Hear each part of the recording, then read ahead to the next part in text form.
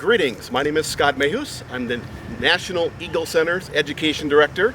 National Eagle Center is located in Wabasha, Minnesota, and I want to welcome you to the Hiawatha Valley Virtual Earth Week 2020. This is the 50th anniversary of Earth Day, and what a great place to celebrate it than with an eagle nest that is right behind me. Now, as we look at the one bald eagle nest behind me, what I want us to think about is between 1968 and 1972, from about this spot here near Stockholm, Wisconsin, going all the way down the mighty Mississippi River to Rock Island, Illinois, there was only one nesting pair of bald eagles left. That's how close we came to lose our nation's symbol. Now, there were many things that were happening in the environment, from habitat loss to random shooting of the birds because they thought they were going after their prey, after the humans' prey. There were lots of things that were happening, but the one thing in particular that really drove those numbers down precipitously was right after World War II, when we introduced a chemical called DDT. DDT was a great product. It did a great job of getting rid of bugs, did a great job at doing that, but unfortunately what it also did is it built up in the food chain in a process called biomagnification. DDT was spread across our land and then up into our ponds, as we have here behind me. In those ponds, little insects, they suck that DDT right up into those bodies. Those little insects were then eaten by the minnows and the frogs, and the minnows and the frogs were eaten by the bigger fish, and then the even bigger fish. And at the top of the food chain, we have the eagle. Such a strong concentrated level of DDT at that level that what it did for the female is it didn't kill her, but what it did for her was affect her ability to produce calcium. In the eagle and in the bird, the calcium is used to produce the egg.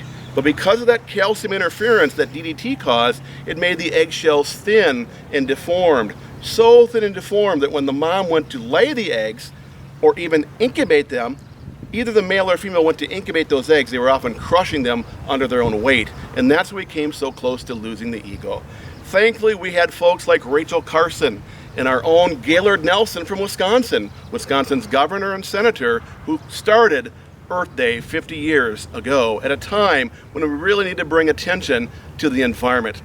And thankfully, in 1972, DDT was removed from North America. And in 1973, what we now know today as the Endangered Species Act, the bald eagle was officially removed from the endangered species list.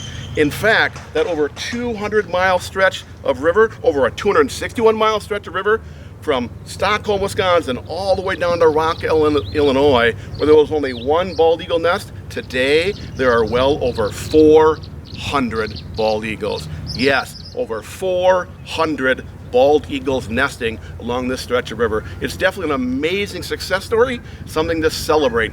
We brought this creature back from the brink of extinction. Quite an amazing story. But what we have to remember is that there are still a lot of species out there that still need our attention and respect. They may not be quite as beautiful or charismatic as the bald eagle is, but still deserve our attention and respect.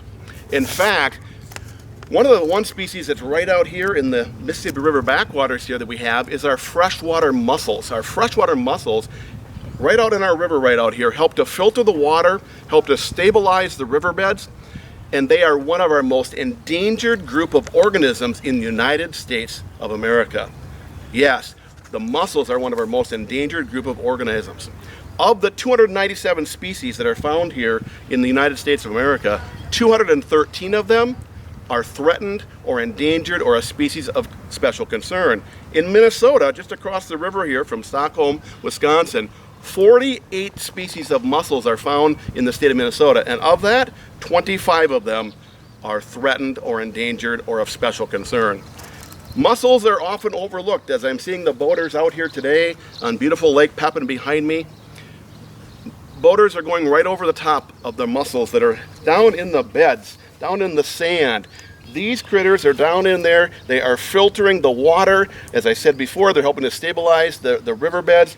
They are very important, but because they are taking in all of those nutrients and those phytoplanktons and all the other stuff that's in that water, they are filtering that water but also taking in all of the pollutants that might be in that water as well. And so the numbers of the mussels are threatened because of the pollutants that are in the water, and also because of habitat destruction. Also, dams on the river can cause problems for the mussels as well.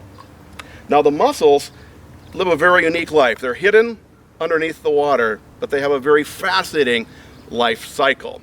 In fact, the youngsters that the female will shoot out of her siphon, okay, once the little young are fertilized, she shoots them out of her siphon. Those end up in the water, and hopefully there's a fish swimming by. When that fish swims by, it'll suck those youngsters into its gills, and those little young mussels are going to be nourished on the gills of the fish. And many mussels require just one specific family of fish, for example, to get their host as a host species to take advantage of their raising their young for them. So what the mussels have developed is these unique lures to lure them in. And there's some very cool videos, if you get a chance to check out on YouTube, of mussels using their lures. One of the lures, for example, not of this particular species, this one, by the way, is a heel splitter.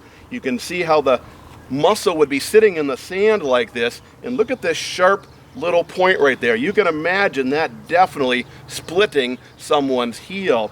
But this one is a pink heel splitter. If we were to open this one up, this is a shell that I found over along Lake Pepin there. If we were to open it up, look at that beautiful shell there on the inside. In fact, many of you probably have heard stories from your grandparents or your grandparents of all the different pearl factories or mussel button factories that are up and down the river here in Red Wing and Lake City and Wabasha, where divers would go out and harvest mussels from the river, bring them into the factories, and they would cut little holes into them to make buttons for people's shirts and trousers and such. Today, we now make these buttons in factories. They're man-made, but historically they were made out of the mussel shells. Pretty cool to think about when you look at a button. The next time you button your shirt, think about historically buttons were made out of mussel shells. Well, back to those mussels needing to get that young fish into that area. And so what they're going to do is they're going to lure them in. And so one of the mussels has a little fleshy appendage that it waves back and forth. And on that video that I'm describing on YouTube, you can check that out, you'll see that little thing waving back and forth, and it looks like it's got a little head, and it looks like it has a tail.